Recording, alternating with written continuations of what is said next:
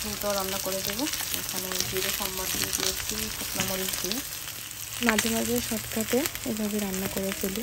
আর এখন টমেটো দিয়ে দিয়েছি, একটু ফ্রাই প্যানে মাছগুলো ভেজেছি, আলুগুলো ভেজেছি। এখন সাইড করে এখানে আমি ফোড়নটাও দিয়ে দিয়েছিলাম। আর এখন যে মশলাটা দিয়ে আমি রান্না করব, সেই মশলাটা একসাথে মরিচ গুঁড়ো, হলুদ, আদা বাটা, জিরে গুঁড়ো সবগুলো একসাথে দিয়ে দিয়েছি। দিয়ে আমি এখন একসাথে মশলাটাকে কষিয়ে নিচ্ছি। আর এতে করে সময়টাও বাঁচে, বারে বারে ধোয়ারও কোনো ঝামেলা নেই। তো আজকে ইজি পদ্ধতিতে ইজি একটা রান্না তোমাদের সাথে শেয়ার করলাম।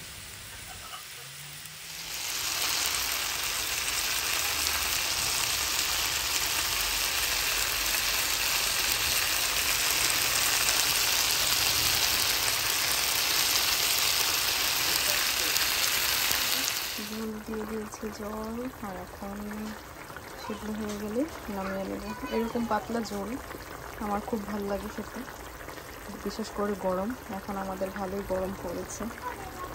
এরকম আলু টমেটোর ঝোল। আর এটা হচ্ছে রূপচাঁদা মাছ, পাতলা ঝোল।